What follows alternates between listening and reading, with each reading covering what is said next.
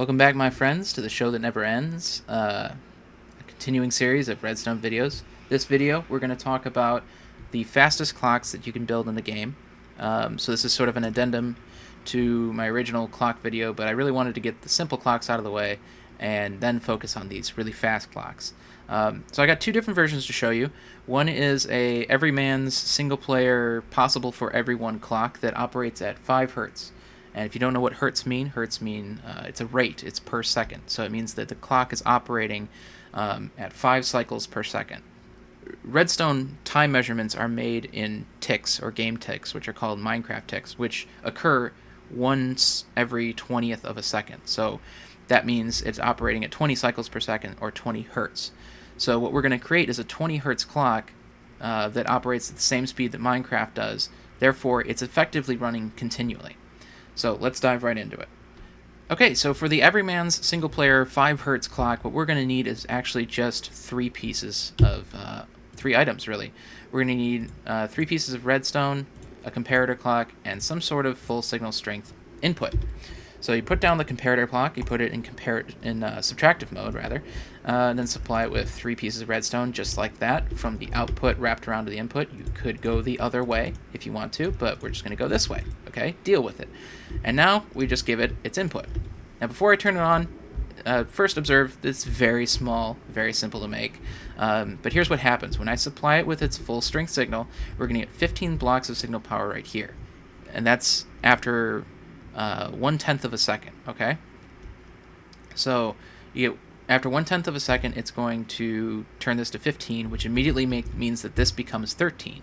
And when this immediately becomes 13, after an additional 1/10 of a second, it's going to change this signal. It's basically going to subtract 13 from 15 and change this to 2. So this becomes 2, 1, 0. And that's the critical part, because remember that this is the only piece of redstone that once this is activated, this is the only piece that is actually turning on and off. The other ones are just changing signal strength, so they're not really part of the clock. It's this part that's your output. Okay? Now to prove that, what I'm going to do is I'm going to grab a command block. Okay, so I have my command block here. I'm going to set it down right next to the output of the comparator clock. We're going to flip it on, and then I'm going to put in here, say, 5 Hertz clock. And there you go. You have a clock that is operating every 5 cycles per second, basically. So you've got a 5 Hertz clock going. You can kind of visualize this. You can type something in and then count how many times it says something and try to think about how long a second is. So 1, 2, 3, 4, 5, 1, 2, 3, 4, 5, 1, 2, 3, 4, 5. So it's basically operating at 5 Hertz 5 cycles per second. So now let's move on to the 20 Hertz clock. In order to do the 20 Hertz clock, we're going to need to take advantage of the power of command blocks. This is why this is not for everyone, because you're either going to have to be in creative mode in single player or an owner and operator in a multiplayer setting. So what we're going to do is we're going to set up some commands in these command blocks. And the reason why I've set them one block apart is we're going to really focus on this gap right in the middle. And we're going to take advantage of a command called the fill command. So what the fill command does is you type in fill, and what you're going to do is you're going to supply it 2 sets of coordinates. You're going to supply one corner and another corner, and then it's going to fill that region with whatever you want to fill it with. But what we're going to do is we're going to focus on that one spot. So what we need to do before we get started here is look at our F3 screen, and we're going to find out where that location is relative to the command block. We're facing north, which means we're facing towards -Z, and we want to target this region right here. So we need to go 1 in the -Z, but then stay in the same Y and the same X. So let's type that in. Same X, same Y, and then 1 in the -Z. Okay. Now we don't want to make any larger of a region. We want to actually stay in that same spot. So our other corner is the exact same coordinates. So supply it with the exact same thing. There's your other corner. Now we need to tell it what to put there. So we're going to say redstone block, okay? So this will be the thing that effectively initiates the clock itself. Now, not only do we have to say redstone block, but we have to actually supply it a data tag, because there's more to this command that we need to put in. So we're going to supply with a data tag of 0 because that's what the normal redstone block is. We're just doing that so we can get to the next command, which is very important. It may not seem important, but I'll explain why it is later.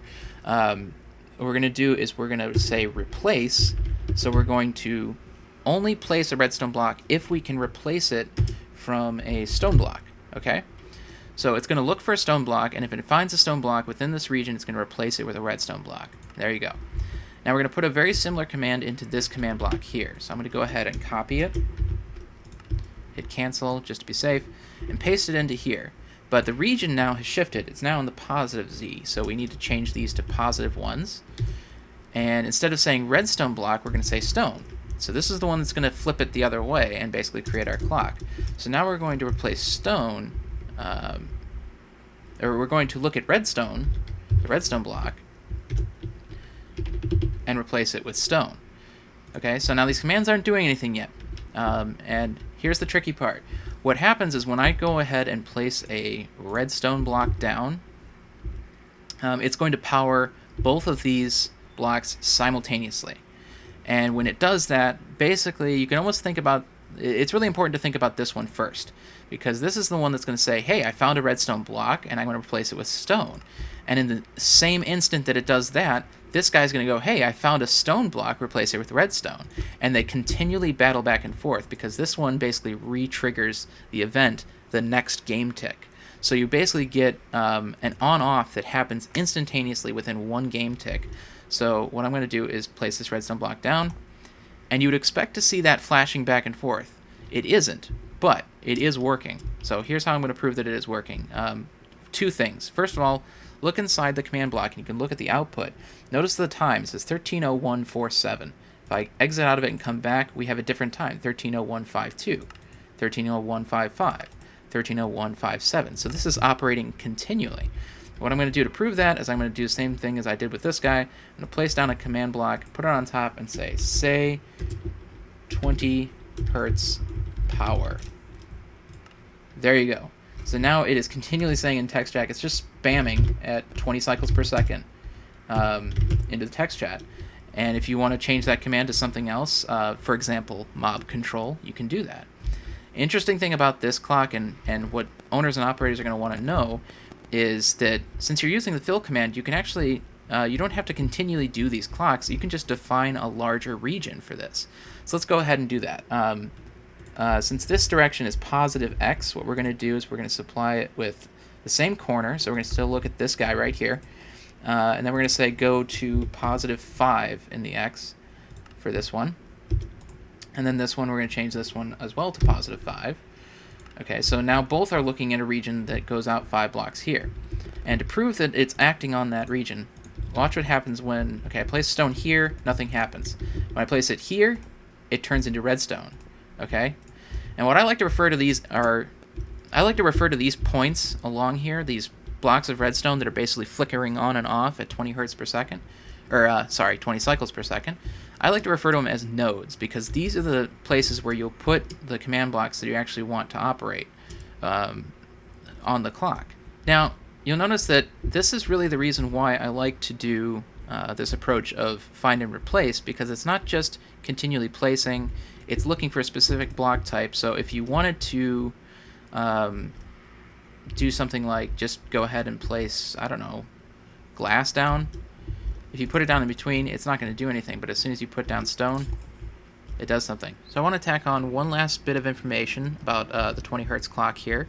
This is going to make owners, operators, server admins, everybody who's intending to use this clock very excited.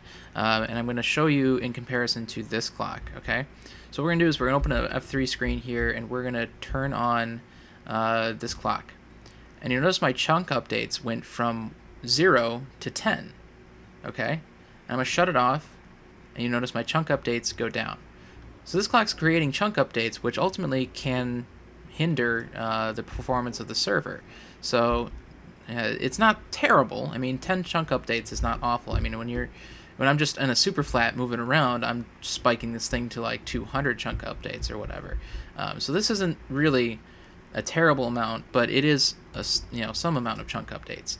Now, I want to point out that I just let it settle back to 0. This clock's been running the whole time. The fill clock does not create any chunk updates if you optimize it.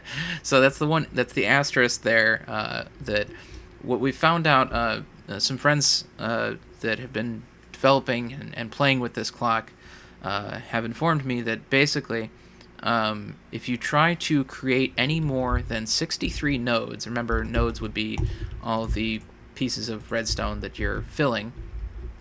If you try to create any more than 63 nodes within a single chunk, then you start to create chunk updates. And that's the point where you start to have an issue, and that you get a noticeable increase in the amount of lag, to the point where if you have a terrible connection, I'm going to say this, a terrible internet connection, and you go near those command blocks that are doing the fill clock, you're going to notice an extraordinary amount of lag. Again, if you don't optimize it correctly. So if you avoid going over 63 nodes within a specific chunk, and you move to the next chunk and do another 63 nodes, you should be okay. There's still going to be a slight increase in lag, to the point where when you get an absurd amount of these, you're probably going to notice some lag. For most people with a decent connection, you're going to be okay. Okay, but you want to make sure it's optimized just for the sake of server performance. So there's 2 suggestions that I want to make sure. Again, the 63 nodes per chunk, limit it to that. The other part of it is maybe consider... now, when you use this fill clock, you're probably going to want to put it in your spawn chunk so that it never is... so it's always in a loaded part of the world. So you'll put these clocks in your spawn chunks, but you can, as an owner and operator, move your spawn chunks to anywhere else in the world. So what I suggest is defining your spawn chunks as being somewhere way off in the world, and restrict that region so that none of the players coming into your server will have any likelihood of interacting with that region. And again, we've done a lot of testing with this. It's very region specific. The lag does not encompass the entire world.